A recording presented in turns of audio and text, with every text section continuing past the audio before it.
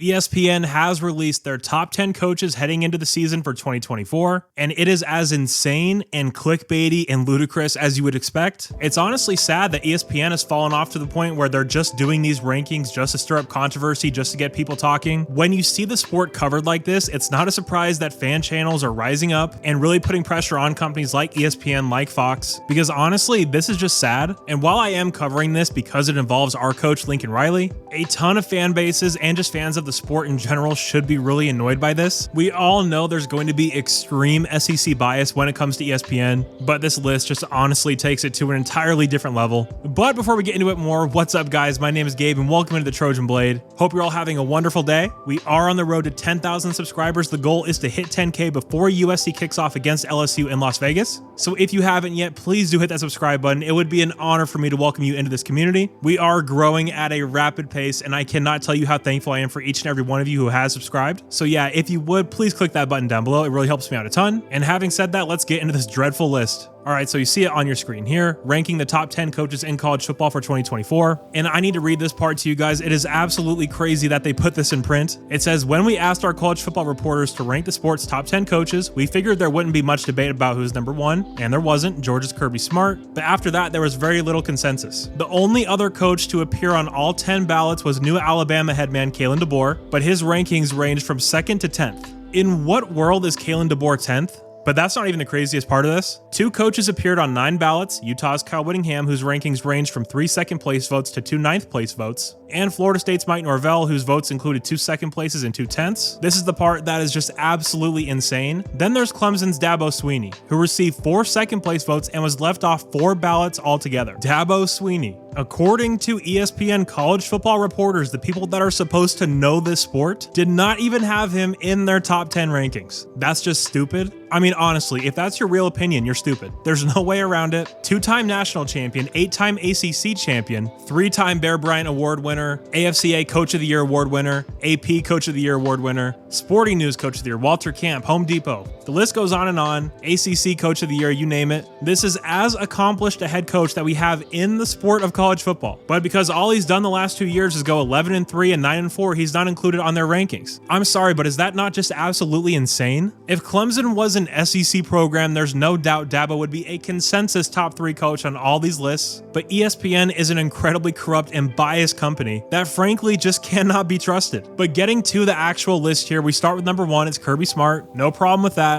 Do I think he's the best coach in America? No, I don't.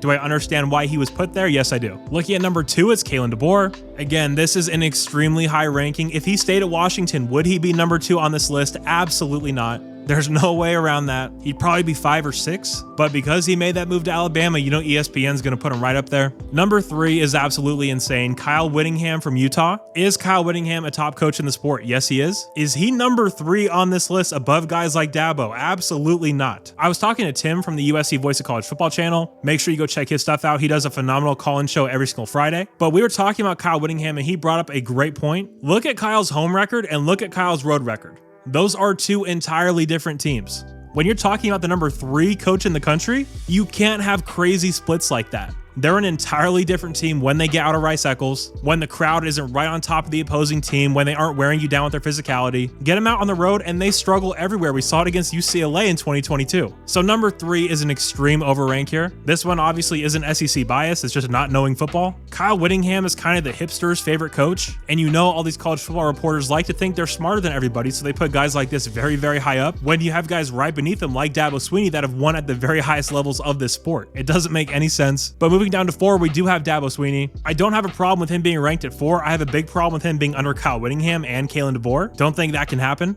Number 5 is Mike Norvell from Florida State. Don't really have a problem with that. At 6, we have Dan Lanning. Question to all of you out there, what the hell has Dan Lanning actually done to prove he's a number 6 overall coach in the country? If we're talking about recruiters, and by recruiters I mean sneaking in last minute and giving players a bunch of money, then yeah, he's a top level guy. He can't beat Washington. Lincoln Riley uses to Utah and Kyle Whittingham, and it's all anyone likes to bring up. But for some reason, Dan Lanning can lose to Washington over and over and over, and no one seems to bat an eye. So number 6 here is an extreme extreme overrank. I don't get it. Maybe it's the SEC connection coming from Georgia. Again, maybe it's the hipster thing where everyone wants to think they're smarter than everybody else. Whatever it is, it's stupid and he's completely overranked. Bottom line, show me anything Dan Lanning's done and I'll show you that Lincoln Riley's done it and probably done it better. Moving down to number 7, you have Sark at Texas. I don't have a problem with that. He finally broke through and got to the CFP last year. Being the 7th ranked coach is completely different than being a 3 or 4 or 5 coach, so that's fine with me. Down here at 8, you got Kiff. Love Coach Kiffin, think he's awesome. He's doing a phenomenal job over there at Ole Miss. They're going to be really good this year. That roster is absolutely loaded. So yeah, no problem with that at 8. At number 9, this one's pretty crazy. Lance Leipold at Kansas. I get he turned around Kansas, which was this insurmountable, impossible thing that was never going to happen. But winning 9 games at Kansas, I don't think justifies you being a top 10 coach in the country. Again, these are fine margins we're talking about, but if you want to talk about Lance at 11, 12, 13, I totally get that. But considering that they have him ahead of coaches like Ryan Day and Lincoln Riley, no, that just doesn't make any sense to me at all. And again, talking about Ryan Day, he's down here at 10. His career record is 56-8. They went 11-2 last year, and that was their worst team that they've had in some time. Kyle McCord was an extremely limited quarterback. Of course, you could make the argument that he should have went out and got someone else knowing he's limited, but to win 11 games with that kind of quarterback, that's very, very impressive. The first line of this paragraph about him says Day's teams are 39-3 in Big Ten play the last 5+ seasons. But yeah, let's have Lance Leipold above him. Let's have Dan Lanning multiple spots above him. It's ludicrous. It doesn't make any sense at all. If Ryan Day was the Kentucky coach or the Tennessee coach, he would absolutely be 3 or 4 on this list. And of course, we go down to the also receiving votes part of this. You have Brian Kelly at LSU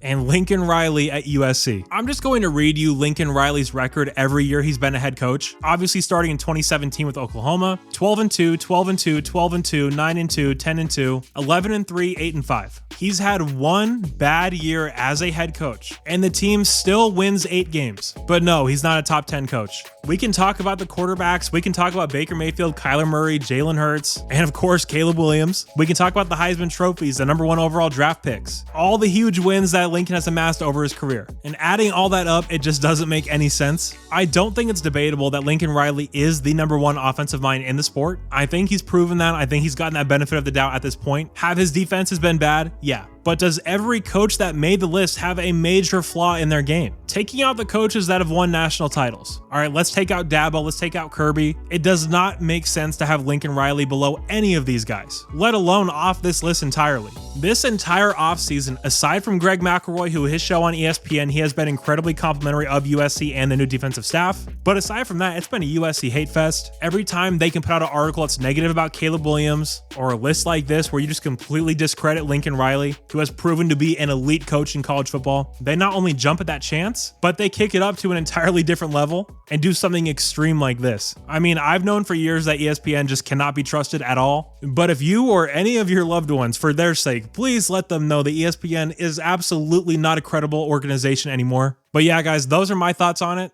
ESPN is an absolute joke, but thank you so much for tuning in today. If you did happen to enjoy it, please do leave a like and subscribe to the channel if you haven't already. Thank you guys so much for being here. You guys are all awesome, and as always, take care and fight on.